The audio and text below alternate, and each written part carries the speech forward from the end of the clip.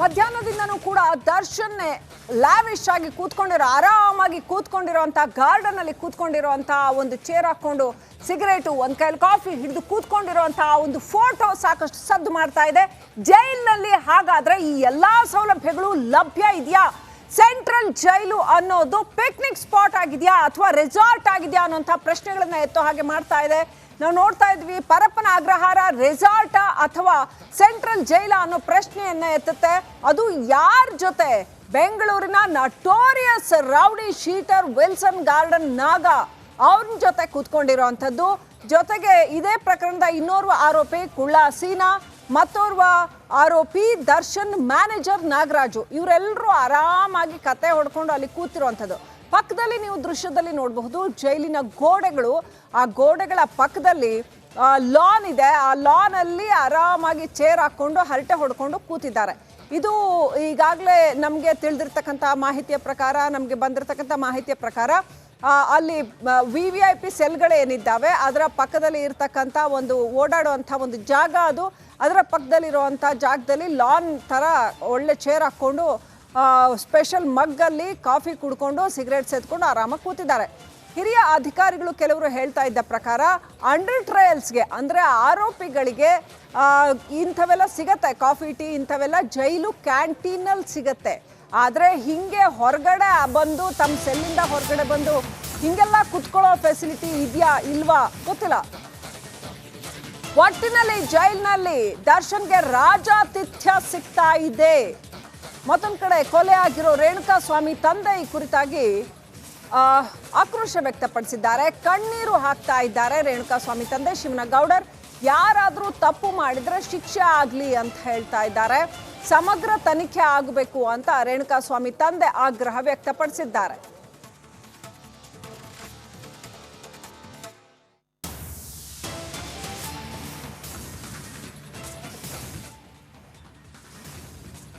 ಏನ್ ಹೇಳ್ತಾರೆ? ಒಂದ್ ಕಡೆ ಕೊಲೆ ಆರೋಪಿ ದರ್ಶನ್ ಇಷ್ಟೆಲ್ಲ ಆರಾಮಾಗಿ ಕೂತ್ಕೊಂಡು ಫ್ರೆಂಡ್ಸ್ ಜೊತೆ ಹರಟೆ ಹೊಡಿತಾ ಅಲ್ಲಿ ಇದ್ದ ಬದ್ದ ಆರೋಪಿಗಳನ್ನ ಆಮೇಲೆ ಬೇರೆ ಬೇರೆ ರೌಡಿ ಶೀಟರ್ಗಳನ್ನ ಫ್ರೆಂಡ್ಸ್ ಮಾಡಿಕೊಂಡು ಕೂತ್ಕೊಂಡು ಹರಟೆ ಹೊಡೆದು ಆರಾಮಾಗಿ ಎಂಜಾಯ್ ಮಾಡ್ತಾ ಇರೋದನ್ನ ನೋಡಿದ್ರೆ ಕಿಂಚಿತ್ತಾದ್ರೂ ಹಾಗಾದ್ರೆ ಮನುಷ್ಯ ಅಂತಂದವನಿಗೆ ಪಾಪ ಪ್ರಜ್ಞೆ ಬೇಡವಾ?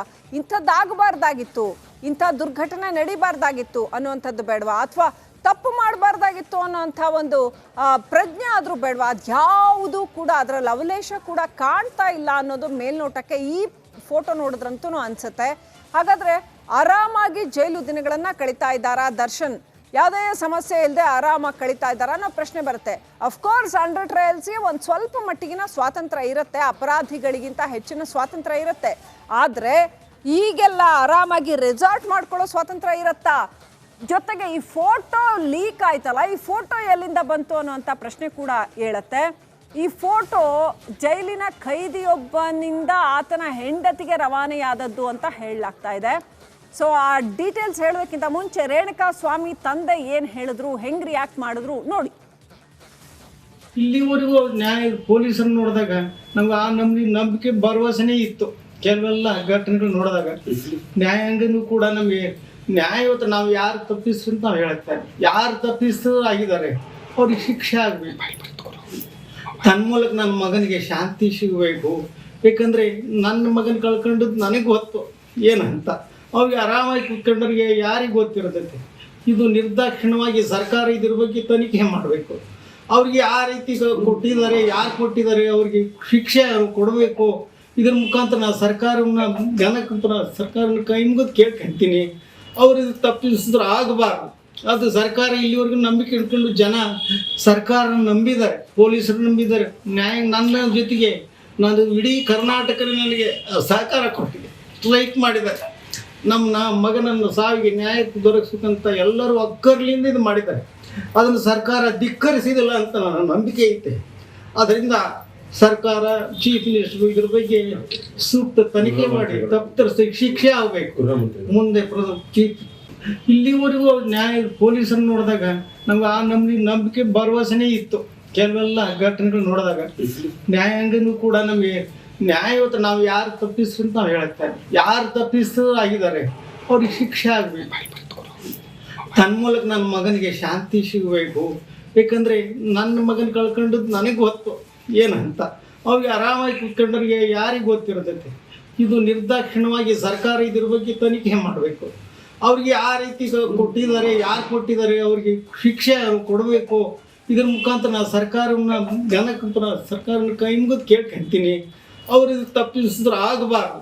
ಅದು ಸರ್ಕಾರ ಇಲ್ಲಿವರೆಗೂ ನಂಬಿಕೆ ಇಟ್ಕೊಂಡು ಜನ ಸರ್ಕಾರ ನಂಬಿದ್ದಾರೆ, ಪೊಲೀಸರು ನಂಬಿದ್ದಾರೆ, ನ್ಯಾಯ ನನ್ನ ಜೊತೆಗೆ ನಾನು ಇಡೀ ಕರ್ನಾಟಕ ನನಗೆ ಸಹಕಾರ ಕೊಟ್ಟಿದೆ, ಸ್ಟ್ರೈಕ್ ಮಾಡಿದ್ದಾರೆ. ನಮ್ಮ ಮಗನನ್ನು ಸಾವಿಗೆ ನ್ಯಾಯ ದೊರಕಿಸಬೇಕಂತ ಎಲ್ಲರೂ ಒಕ್ಕರ್ಲಿಂದ ಇದು ಮಾಡಿದ್ದಾರೆ. ಅದನ್ನು ಸರ್ಕಾರ ಧಿಕ್ಕರಿಸಿದಿಲ್ಲ ಅಂತ ನನ್ನ ನಂಬಿಕೆ ಐತೆ. ಅದರಿಂದ ಸರ್ಕಾರ, ಚೀಫ್ ಮಿನಿಸ್ಟರ್ ಇದ್ರ ಬಗ್ಗೆ ಸೂಕ್ತ ತನಿಖೆ ಮಾಡಿ ತಪ್ಪಿತಸ್ಥರಿಗೆ ಶಿಕ್ಷೆ ಆಗಬೇಕು. ಮುಂದೆ ಚೀಫ್ ಇಲ್ಲಿವರೆಗೂ ನ್ಯಾಯ ಪೊಲೀಸರನ್ನು ನೋಡಿದಾಗ ನಮ್ಗೆ ಆ ನಂಬಿಕೆ ಭರವಸೆನೇ ಇತ್ತು. ಕೆಲವೆಲ್ಲ ಘಟನೆಗಳು ನೋಡಿದಾಗ ನ್ಯಾಯಾಂಗನೂ ಕೂಡ ನಮಗೆ ನ್ಯಾಯವತ್ತು ನಾವು ಬಹಳ ಒಂದು ರೀತಿಯಲ್ಲಿ ಕುಗ್ಗಿ ಹೋಗಿದ್ದಾರೆ ಅನ್ನೋದು ಮೇಲ್ನೋಟಕ್ಕೆ ಗೊತ್ತಾಗುತ್ತೆ. ರೇಣುಕಾಸ್ವಾಮಿ ಅವರ ತಂದೆ ಯಾರಿಗೇ ಆದರೂ ಕೂಡ ಇಂಥದ್ದೊಂದು ದುರ್ಭರ ಸಾವನ್ನು ಜೀರ್ಣಿಸಿಕೊಳ್ಳೋದು ತುಂಬಾ ಕಷ್ಟ, ಸಾಧ್ಯನೇ ಆಗೋದಿಲ್ಲ. ಅದು ಈ ಒಂದು ಫೋಟೋ ನೋಡಿದಾಗ ಅವ್ರಿಗೆ ಸಹಜವಾಗಿ ಆಕ್ರೋಶದ ಕಟ್ಟೆ ಹೊಡ್ತಿದೆ. ನಾನು ಇಲ್ಲಿ ಯಾರೇ ತಪ್ಪು ಮಾಡಿದ್ರು ಕೂಡ ಅವ್ರಿಗೆ ಶಿಕ್ಷೆ ಆಗಬೇಕು ಅಂತ ಅವ್ರು ಮತ್ತೊಮ್ಮೆ ಹೇಳ್ತಾ ಇದ್ದಾರೆ. ಒಂಥರ ಸಾಕಾಗಿದೆ ಇದೆಲ್ಲವೂ ಅನ್ನೋ ಅರ್ಥದಲ್ಲಿ ಮಾತನಾಡ್ತಾ ಇದ್ದಾರೆ.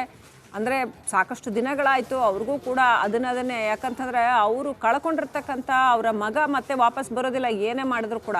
ಹಾಗಾಗಿ ಅವ್ರಿಗೂ ಮಾತನಾಡಿದ್ರೆ ಸಾಕಾಗಿರುತ್ತೆ. ಮಾತನಾಡಿ ರೈಟ್. ಇನ್ನಷ್ಟು ಅಪ್ಡೇಟ್ ಪಡ್ಕೊಳ್ಳೋಣ ಈ ವಿಚಾರವಾಗಿ. ನಮ್ಮ ಜೊತೆ ನಮ್ಮ ಪ್ರತಿನಿಧಿ ವೀರೇಶ್ ಕನೆಕ್ಟ್ ಆಗಿದ್ದಾರೆ. ವೀರೇಶ್, ರೇಣುಕಾಸ್ವಾಮಿ ಅವರ ತಂದೆ ಏನೆಲ್ಲ ಹೇಳಿದ್ರು, ಏನು ಡಿಮಾಂಡ್ ಮಾಡಿದ್ರು, ಏನು ಮಾತನಾಡಿದ್ರು, ಅವ್ರ ಪರಿಸ್ಥಿತಿ ಹೇಗಿದೆ? ದರ್ಶನ್ ಹೀಗೆ ಜೈಲಲ್ಲಿ ಆರಾಮಾಗಿ ಕಾಫಿ ಹೀರ್ಕೊಂಡು ಕೂತ್ಕೊಂಡಿರೋದನ್ನು ನೋಡಿದ್ರೆ ಅವ್ರಿಗೆ ಏನು ಹೇಳಿದ್ರು?